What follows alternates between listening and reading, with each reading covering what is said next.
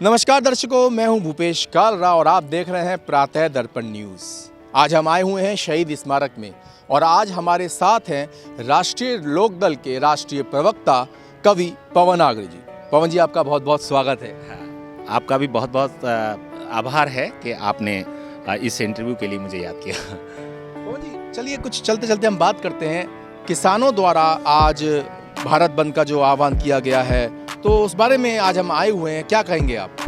देखिए, किसान जिस तरह से आंदोलनरत हैं और सरकार उनकी सुनवाई नहीं कर रही है, बार बार उनको धरने पर बैठना पड़ रहा है और 550 से ज़्यादा किसानों की शहादत हो चुकी है, लेकिन सरकार ने जिस तरह से अड़ियल रुख अपना रखा है उसको लेकर राष्ट्रीय लोकदल उनके साथ है। और हमारे माननीय जयंत चौधरी जी ने, जो हमारे राष्ट्रीय अध्यक्ष हैं, उन्होंने कहा है कि हम इन आंदोलनकारी किसानों के साथ हैं। कहीं ना कहीं जब भी भारत बंद का एक आह्वान किया जाता है, चाहे वो कोई भी राजनीतिक पार्टी करे, तो उसमें कुछ पार्टियों का सहयोग होता है, कुछ का नहीं होता। तो क्या कहेंगे, क्या सफल रहा है आंदोलन, सफल चल रहा है या क्या है, कैसा है इसका? अगर हम इसके मार्किंग की बात करें, देखिए, यदि मार्किंग की बात करते हैं तो निश्चित रूप से जो सत्ताधारी पार्टी है वो तो कहेगी कि बंद असफल रहा, लेकिन बंद पूरी तरह से सफल है, क्योंकि जो देश की आम जनता है वो किसानों के साथ खड़ी हो गई है और वो जानती है कि किसानों और मजदूरों के लिए केवल एक ही पार्टी है जो राष्ट्रीय स्तर पर राष्ट्रीय लोकदल के रूप में उनके साथ खड़ी हुई है।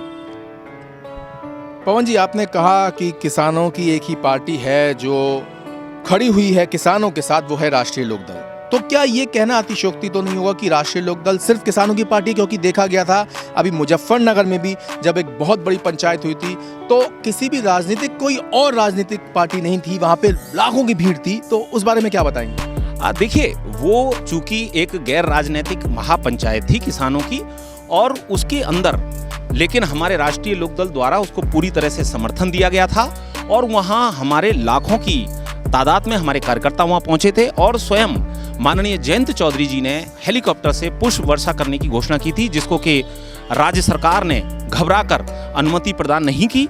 लेकिन उसके बाद से जयंत चौधरी जी ने यह निर्णय लिया कि वो तब तक पुष्पमाला या बुके स्वीकार नहीं करेंगे जब तक हम केंद्र से और राज्य से, अभी तो फिलहाल हम राज्य की बात कर रहे हैं, जब हम उस सरकार से उनको पदच्युत कर देंगे उसके बाद ही हम किसानों पर पुष्प वर्षा करेंगे और उसके बाद वो हमारे जो राष्ट्रीय अध्यक्ष जी हैं वो किसी से पुष्पमाला स्वीकार करेंगे। नहीं पवन जी, आप जब ये कह रहे हैं तो हर एक के जहन में एक बात आना लाजमी है और मेरे भी जहन में बात आई कि पुष्प वर्षा की बात की है, कोई और बात नहीं की। तो पुष्प वर्षा से क्यों रोका जा रहा है? किसान जो कि हमारे अन्नदाता है और कहते हैं कि जब भी भोजन करते हैं तो कहा जाता है कि अन्नदाता सुखी भवा। मैं आपको बता दूं कि एक बार मैं माननीय प्रधानमंत्री जी का एक इंटरव्यू देख रहा था एक टीवी चैनल पे, तो जब उन्होंने संसद में भोजन किया तो उसमें लिखा डायरी में अन्नदाता सुखी भवा।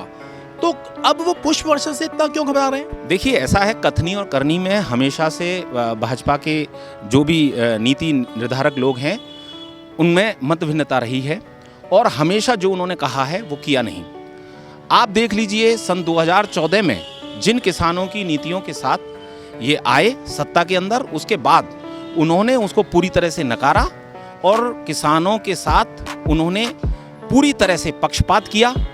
वो केवल औद्योगिक घरानों के साथ खड़े रहे और आज उसकी वजह से आज ये पूरा किसान आंदोलन है, जो कि पूरे 1 वर्ष से ज़्यादा समय हो गया लोग किसान जो है सड़कों पर पड़े हुए हैं।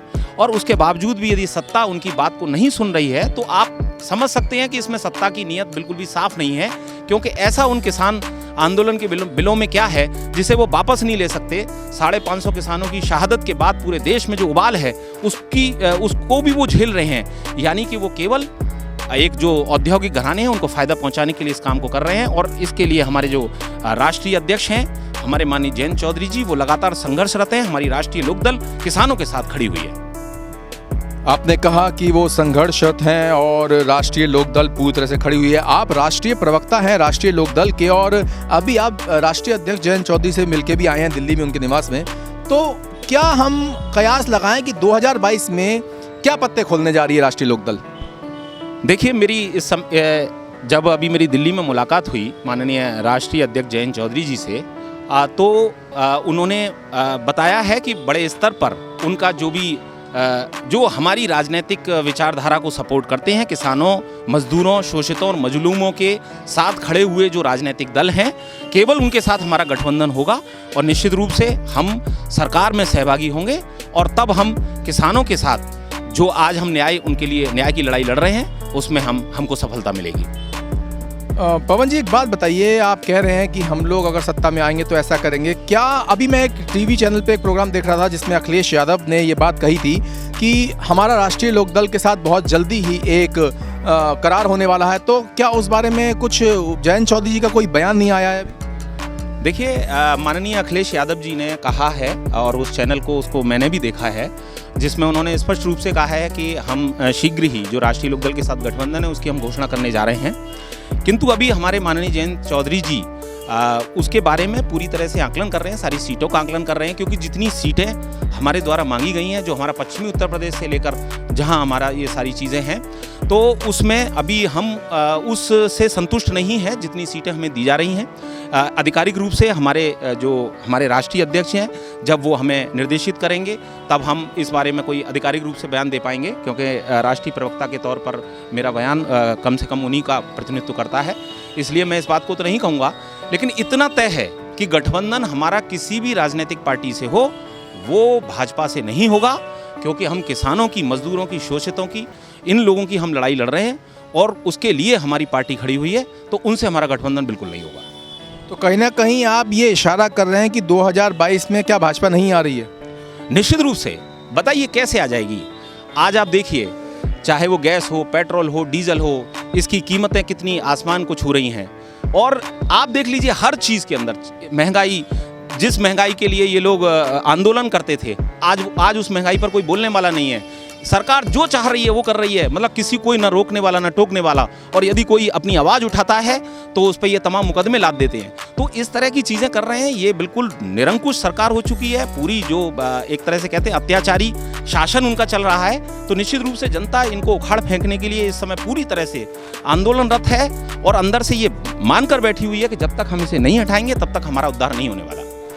पवन जी, आपने कह दिया ठीक है, भाजपा नहीं आ रही, भले ही आप राष्ट्रीय प्रवक्ता हैं राष्ट्रीय लोकदल के, तो आप अपनी पार्टी की जरूर बात कहेंगे, लेकिन अगर हम इसे धरातल पे देखें तो क्या रालोद सिर्फ किसानों के साथ रह के उम्मीद कर रही है 2022 में आ जाएगी? देखिए, ऐसा नहीं है। मैंने कहा ना, किसानों के साथ मजदूर भी हैं, आम आदमी उनके साथ खड़ा हुआ है, और बहुत सारी चीज़ों में हम लोग उन चीज़ों का आकलन कर रहे हैं। आज हमारे साथ युवा आकर खड़ा हो गया है बेरोजगारी के मुद्दे पर, हमारे साथ महिलाएं आकर खड़ी हो गई हैं, हमारे साथ जितना भी जो हमारे बुजुर्ग थे। देखिए, ये चौधरी चरण सिंह जी की धरोहर है और निश्चित रूप से किसानों का उनसे बड़ा मसीहा कोई नहीं है, लेकिन उन्होंने भी किसानों की, मजदूरों की, शोषितों की, मजलूमों की, सभी लोगों की सियासत उन्होंने की थी, उन सभी का फायदा पहुंचाया था। तो आज हम ये बिल्कुल मानकर चल रहे हैं कि हमारे साथ हर वर्ग आकर खड़ा हुआ है। आज हम सर्व समाज की, आप देखिए, बताइए, आप किसानों में बता सकते हैं, बहुत सारे मुस्लिम भाई हमारे उन किसानों के आंदोलन के साथ हैं, सिख भाई हमारे पंजाब से आकर उस आंदोलन का साथ दे रहे हैं, हमारे जाट भाइयों के अलावा तमाम जातियों के लोग, जिसके अंदर दलित समुदाय से लेकर बहुत सारे ऐसी जातियां जो आकर जो उस आंदोलन के अंदर हैं। तो निश्चित रूप से ये बिल्कुल कहना गलत है कि सिर्फ हम किसानों की लड़ाई लड़ रहे हैं या किसान सिर्फ हमें सपोर्ट कर रहे हैं। तो ये किसानों की पार्टी के रूप में राष्ट्रीय लोकदल है, ये राष्ट्रीय लोकदल इस समय सर्व समाज की पार्टी है और हम जयंत चौधरी जी के हाथ मजबूत कर रहे हैं, उनको सत्ता में हम ला रहे हैं, किसी भी रूप में हम सहभागी होंगे और इस सरकार के अंदर हम दिखाएंगे कि जो हमने प्रण लिया है, जिन लोगों के लिए हमने लड़ाइयाँ लड़ी हैं, उनको हम न्याय दिलाने के लिए संकल्पित हैं। और इसके लिए हमने एक लोक संकल्प जो समिति हमने इसका गठन किया, जगह जगह जाकर जिन्होंने जनता से चुनावी घोषणा पत्र के अंदर उनकी राय ली, और वो घोषणा पत्र भी जल्दी 2 अक्टूबर को हमारे माननीय जयंत चौधरी जी उसकी घोषणा करने जा रहे हैं। और उसके बाद आप देखिएगा, एक माहौल है, माहौल बनेगा वो जब 9 अक्टूबर से 7 अक्टूबर से जब नूरपुर, जो कि हमारे चौधरी चरण सिंह जी की कर्मस्थली रही है, जन्मस्थली रही है, वहाँ से वो अपना श्री गणेश करने जा रहे हैं इस अभियान का। और उसके बाद बागपत के अंदर 28 अक्टूबर को इनका समापन करेंगे। आगरा में भी 18 अक्टूबर को, फतेहपुर सीकरी में उनकी एक बहुत बड़ी चुनावी रैली होने जा रही है। और अब आप देखिएगा जो माहौल बनेगा, उसके बाद ये सारे लोग हमारे साथ खड़े होंगे, क्योंकि सभी को पता है कि इस समय जो भी पार्टी यदि कोई काम कर रही है इस मामले के अंदर, वो सिर्फ राष्ट्रीय लोकदल है। तो दर्शकों, ये हमारे साथ हैं पवन आगरी, राष्ट्रीय लोकदल के राष्ट्रीय प्रवक्ता, जो कि बता रहे हैं कि 2022 में किसी भी तरह भाजपा को नहीं लाने दिया जाएगा। राष्ट्रीय लोकदल ये चाहती है कि वो लोग अपने जो किसानों के प्रति जो कार्य कर रहे हैं उसी के सारे जीते। हालांकि ये बता रहे हैं कि सिर्फ किसानों की ही पार्टी नहीं है, वो सभी की पार्टी है, सर्व समाज की पार्टी है। तो दर्शकों, मैं हूँ भूपेश कालरा, शहीद स्मारक से अपने कैमरामैन हरि बाबू के साथ।